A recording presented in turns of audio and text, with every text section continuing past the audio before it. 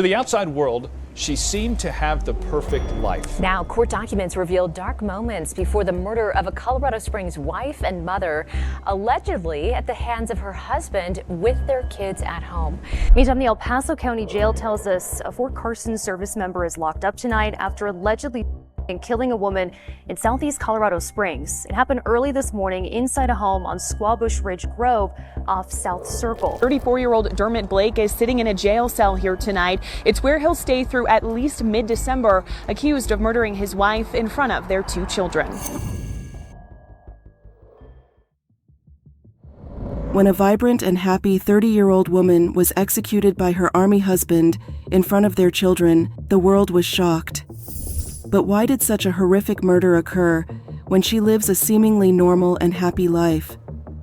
Tashiana Blake was a happy and content woman.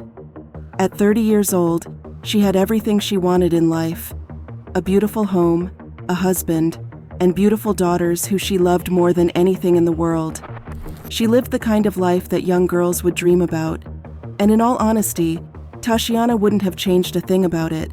She was even happy in her chosen career of being a realtor.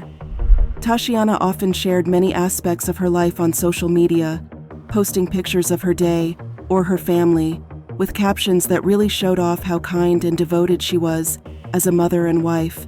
On her social media she posted, "I'll do anything for my kids. My kids are my life. Happy Thanksgiving!" From social media, 30-year-old Tashiana Blake's life seemed ideal. Her career in real estate taking off, her marriage loving. Babe, say hi. Hello, hello, hello. Her husband was a man named Dermot Blake, who 4 years older than her. He had a career in the Army as an active duty sergeant. He was strong, authoritative, and tough, all of which made him fantastic at his job. Blake has been in the Army for roughly 4.5 years. His home of record is Lawrenceville, Georgia, and he served as a signals equipment maintainer, according to Fort Carson officials. Luckily, this was something Dermot could switch off around his family, which made him a loving and active father, as well as an attentive and affectionate husband. As we're sure you can tell, Tashiana was living the dream. Indeed, to the outside world, it looked as if Tashiana, Dermot, and their 2 daughters were the ideal family unit, like something out of a magazine. There was so much positivity and happiness around them, and other people would love to spend time around the family group. But of course, things aren't always as they seem, and you never know what goes on behind closed doors, out of sight of the outside world.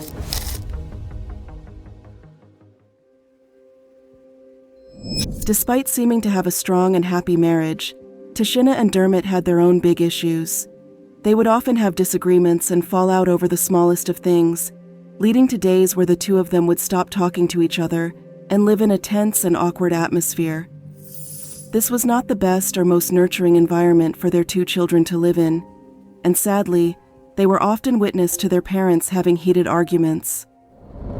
Eventually, Tashiana and Dermot decided that their only option was to file for divorce in July of 2019. It was not the ideal solution to their problems, and it would shatter the perfect family image that Tashiana had cultivated, but it was their only option. It's what the divorce papers revealed about what had been going on behind closed doors that was the most distressing thing of all. Castaigne also referred to the surveillance camera from the Blake's doorbell. In the video, several gunshots can be heard over the course of almost 5 minutes, as well as a woman's voice, presumed to be Tashiana Blake, begging Dermot Blake to stop.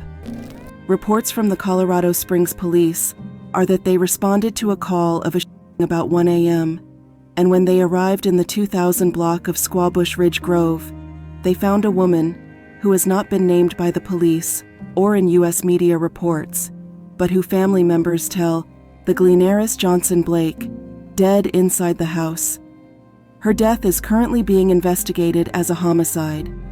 U.S. media reports suggest that the identity of the woman killed would not be released until the coroner's office determines the cause of death. Police were called out to investigate a loud and heated domestic case at their household. There were reports of raised voices, as well as some crashing and screaming. When the officers questioned Tashiana and Dermot about what had been happening inside the house, that had caused the caller so much concerns to call the police. They both assured him that they were merely arguing. They said that the altercation was verbal, and it had never at any point turned physical. Worryingly, though, one of the neighbors said that they had seen Dermot hit Tashiana. Strangely, there were no charges pressed, and Tashiana did not admit to being hit. There was nothing that the police could do, and unless she had asked for help, there was no way to separate Tashiana and Dermot. They just had to leave the property after warning the two of them to keep any future arguments quiet and not to disturb the neighbors. You'd never know Tashiana and her husband Dermot filed for divorce in 2019 and then changed their minds, remaining married. But not long after filing for divorce, the couple decided that they wanted to give things another go and work on their marriage. They vowed to try harder and try to make it work, both for themselves and their children. In fact, Tashiana was quick to go on social media and constantly update people on how happy she was and how strong their marriage was. Things seemed back on track, and it seemed as if the couple were finally going to restore that happy and loving family image that they had originally cultivated. However, on February 20th, 2021, only a few weeks after Tashiana's 30th birthday, something horrific happened. Something that would shock the entire community and leave the family devastated and beyond repair. That night, police got a report of a shooting at a residence in the South Circle. It was around 1 a.m., and the usually quiet neighborhood didn't get much noise, which was what made it an even more unusual call-out. When they arrived at the scene, they found that the shots had come from Tashiana's home. They knocked on the door, but there was no answer. Concerned, the police forced their way inside and were shocked by what they saw. In their normally safe, quiet townhome, shots rang out. Tashiana did not survive. There, on the floor, was Tashiana's lifeless body in a pool of her own blood. In the home was also Dermot, who was despondent and didn't have much to say. He was promptly arrested and taken back to the station for questioning while police investigated the gruesome scene. Studying the body, police found Tashiana to have no less than 6 bullet holes in her head. There was also one more bullet that had been lodged in the wall behind the body. It was clear that this was no kind of accident. She had been deliberately and repeatedly, clearly with the intention of ending her life. A Fort Carson soldier has been arrested after he told first responders he shot his wife in their southwestern Colorado Springs home, according to police. In fact, police were surprised when Dermot confessed to the whole thing straight away. He told the authorities that he was the one that had shot Tashiana. Police had not expected the murderer to still be there, and they were quick to fasten the cuffs around Dermot's wrists and detain him. The police also recovered a handgun that was sitting on a countertop. It all seemed very clean-cut and like it would be an open and shut homicide case. Her husband Dermot, a Fort Carson soldier at the time, booked into the El Paso County Jail on first-degree murder charges. He was charged with child abuse too. Bart, Heather, 34-year-old Dermot Blake is sitting in a jail cell here tonight. It's where he'll stay through at least mid-December, accused of murdering his wife in front of their 2 children. He did not go into why he had done it or what had led him to do such a thing. He seemed quite detached and as if he was in a state of shock. But the fact he admitted to the shooting was all the police needed to take him in. But there was one horrifying element of the story that makes Tashiana's death even more tragic. The murder was witnessed by Tashiana and Dermot's 2 young children. The 2 children had been in their bedrooms when Dermot fired the gun a total of 7 times. The loud bangs had woken them up, and they had come running out of their individual rooms to investigate the scary noise. What they saw when they ran into the room shook them to their very cores, and no doubt left them with mental scars that are going to last them for the rest of their lives. Court documents show that the couple's 2 daughters, ages 5 and 7, spoke to police that night. They told them they heard shots, and then they heard their mother telling them to come out of their bedroom. They saw their mom covered in blood in the hallway, while their dad told their mom to apologize. They then watched their dad shoot their mom while she said she was sorry.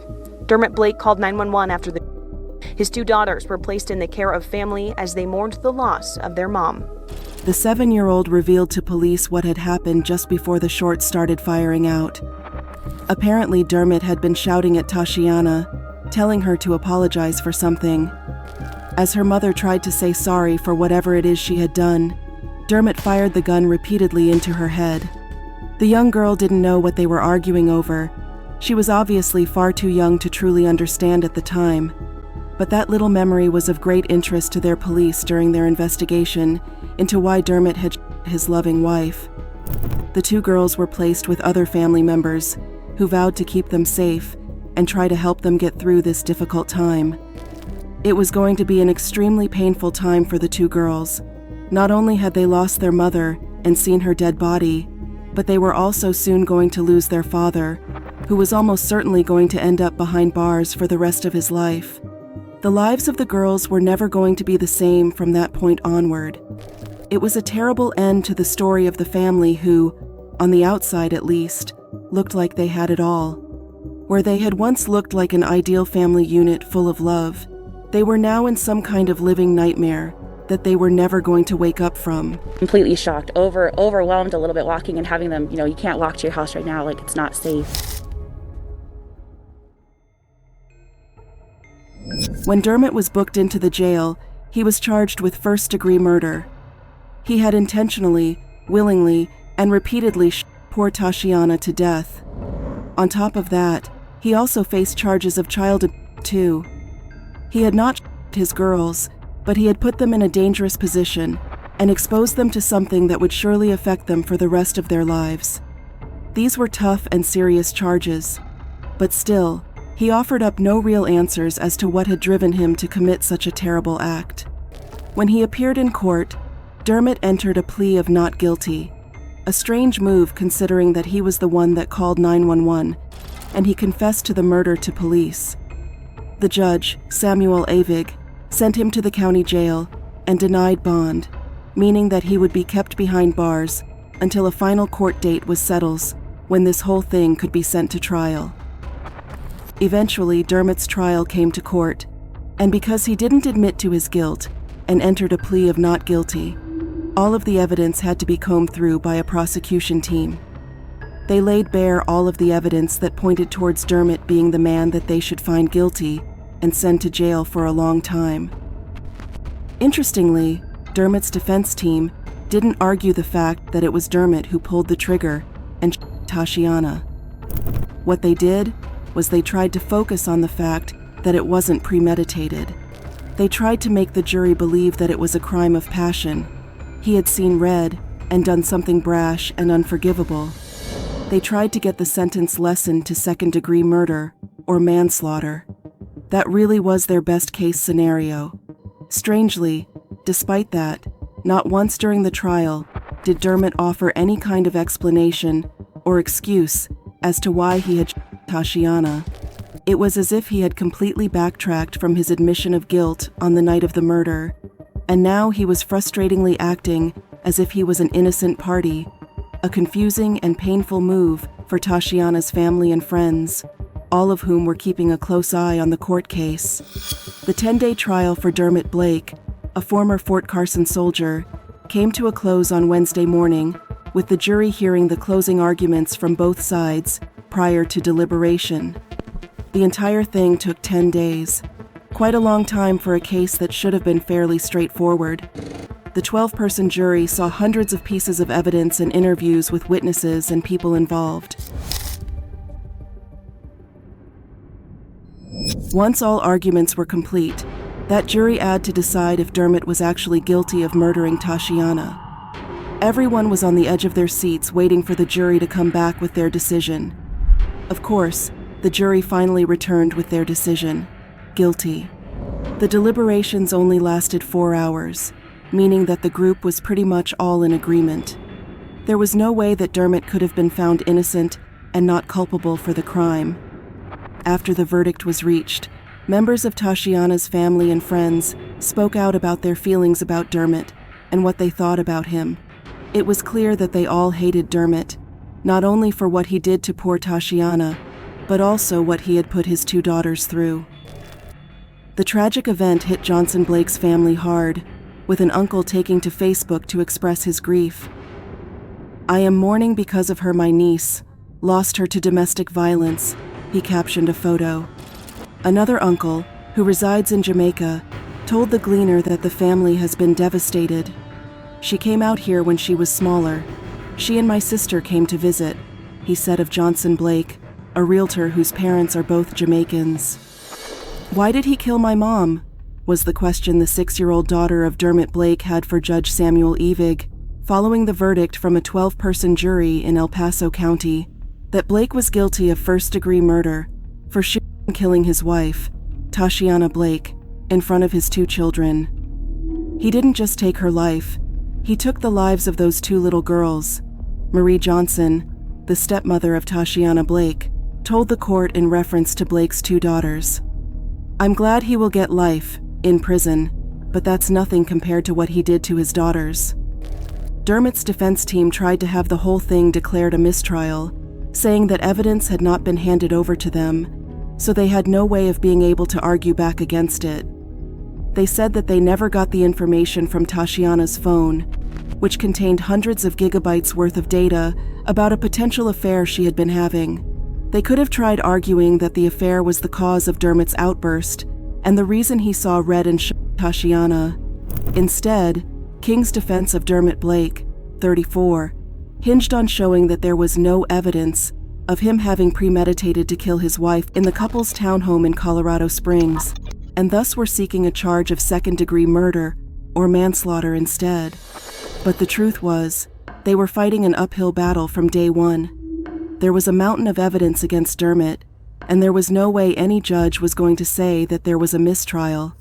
The judge said that he did not believe the defense had no knowledge of this alleged affair, and that it would still have had little bearing on the end result and the guilty of first-degree murder verdict.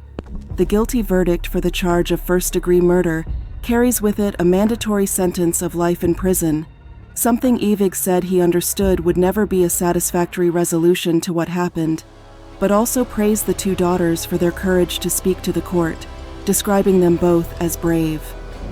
While the defense spent over a year seeking the mistrial and trying to get the judge to overturn the verdict, they were ultimately unsuccessful, and Dermot was sentenced to life in prison for the first-degree murder of Tashiana, plus 1 year for each of the 2 separate child abuse charges.